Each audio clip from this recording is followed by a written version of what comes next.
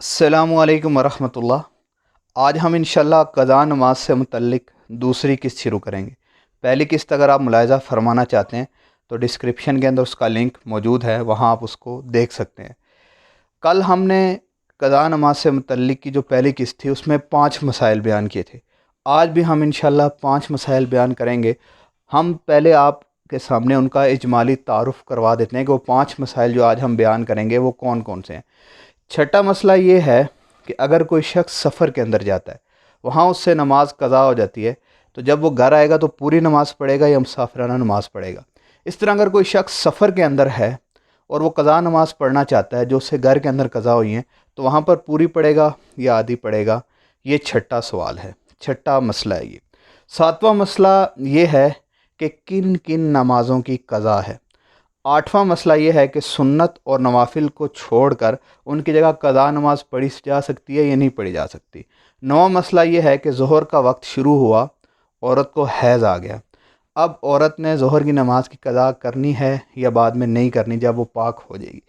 और 10वां मसला जो है वो इससे मुतल्लिक़ है कि कोई शख्स अगर 24 घंटे से ज़्यादा बेहोश रहा तो उसके ऊपर नमाज़ों की क़ज़ा होगी या नहीं होगी। ये आज के हमारे मसाइल हैं। पूरी वीडियो देखें, इंशाल्लाह आपको बहुत फ़ायदा होगा।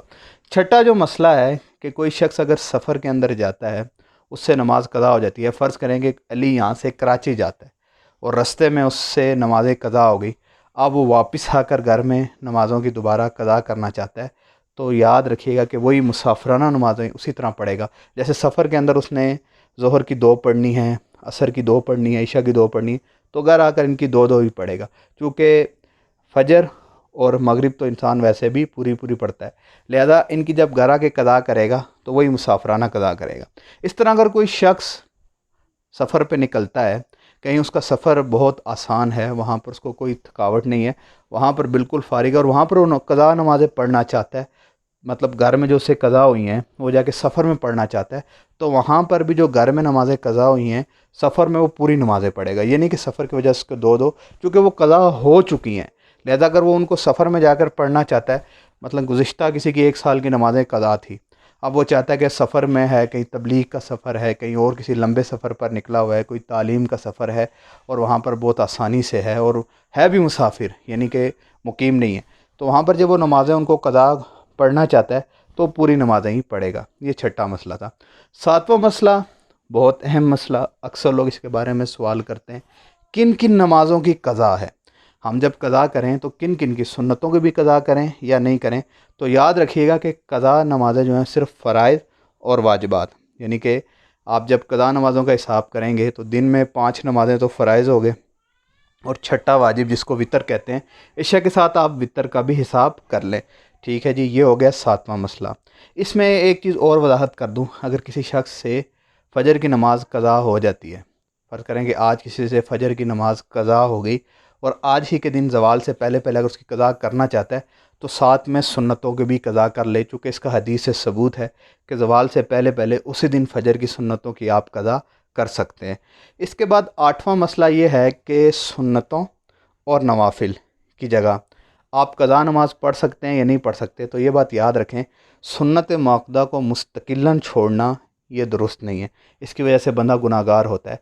लिहाजा सुन्नत मुअक्कदा की जगह तो आप क़ज़ा नमाज नहीं पढ़ सकते, अलबत्ता जो नवाफिल हैं उनकी जगह आप क़ज़ा नमाज पढ़ सकते हैं, क्योंकि सुन्नत मुअक्कदा की बहुत ज़्यादा ताक़ीद आई है हदीस शरीफ़ा में। नबी करीम सल्लल्लाहु अलैहि वसल्लम इनको हमेशा अदा फरमाया करते थे। नौवां मसला ये है कि ज़ोहर का वक्त जैसे ही दाखिल हुआ औरत को हैज़ शुरू हो गया। अब इस औरत पर ज़ोहर की नमाज की क़ज़ा होगी या नहीं होगी। तो याद रखिए इस पर क़ज़ा नहीं होगी, क्योंकि क़ज़ा तब होती कि जब ज़ोहर का वक़्त निकल चुका होता, क्योंकि वक़्त के अंदर अंदर इसको हैज़ आ गए, लिहाजा इस पर नमाज की क़ज़ा नहीं होगी। ऐसे अगर कोई शख्स, इससे ही मुतालिक एक मसला है कि फ़र्ज़ करें कि कोई शख्स यहाँ से सफ़र करने के लिए मरी से गया जी, पिंडी गया, ज़ोहर के टाइम निकला और ज़ोहर के टाइम के अंदर अंदर दोबारा मरी आ गया, था तो उसका सफ़र ही, लेकिन जब घर आ गया तो सफ़र की उज़र उससे ख़त्म हो जाएगा, वो रुख़सत उससे ख़त्म हो जाएगी। तो अगर वक़्त के अंदर अंदर वापस आ जाता है तो पूरी नमाज़ पढ़ेगा। या इसी तरह अगर किसी शख्स का लंबा सफ़र था, असर में वो मुसाफिर था, लेकिन असर के अंदर अंदर ही घर पहुँच आया, तो अब मुसाफिर वाली रुख़सत उससे ख़त्म हो जाएगी और वो पूरी नमाज़ पढ़ेगा। इसी तरह इससे मुतालिक एक और मसला ये है कि कोई शख्स ज़ोहर का वक़्त दाखिल होने के बाद फ़ौत हो गया, तो कोई अगर वर्सा उसके फ़िदिये का हिसाब लगाते हैं तो ज़ोहर की नमाज़ का भी फ़िदिया जो है उसका अदा कर दें, चूँकि वो वक़्त उस पर दाखिल हो चुका था, नमाज उस पर फ़र्ज़ हो चुकी थी, उससे अदा नहीं कर सका और फ़ौत हो गया। तो इस नमाज का अगर कोई सब का फ़िदिया देना चाहता है तो इस नमाज का भी फ़िदिया दे दे। 10वां जो मसला है वो ये है कि अगर किसी शख्स को बेहोशी तारी हो जाती है, कोई बेहोश हो जाता है, उसका एक्सीडेंट हो जाता है, कोमे में चला जाता है, एक दिन और एक रात 24 घंटे से ज़्यादा बेहोश रहता है, 6 नमाज़ों का वक़्त अगर उस पर गुजर जाए तो नमाज़ें की से साकित हो जाती हैं, उस पर नमाज़ों की क़ज़ा नहीं होगी, वो अहकाम का मुकल्लफ़ नहीं रहेगा। जब उसको होश आएगा वो नमाज़ों की क़ज़ा नहीं करेगा। अलबत्ता 24 घंटे से पहले पहले 6 नमाज़ों से पहले पहले उसको होश आ गया तो उस पर नमाज़ों की क़ज़ा होगी। आज हमारे जो मसले थे 5 बड़े ही अहम थे। कोई मसला भी आपको समझ में ना आया हो तो हमें कमेंट बॉक्स में मैसेज ज़रूर करें, और पिछली किस्त का लिंक हमने शुरू में बयान फरमाया था कि डिस्क्रिप्शन के अंदर मौजूद है, उसको वहाँ पर मुलाहिज़ा फरमा लें। तीसरी किस्त के साथ हम इंशाल्लाह जल्द ही हाज़िर होंगे, तब तक के लिए हमें इजाज़त दें। जज़ाकल्लाहु खैरा।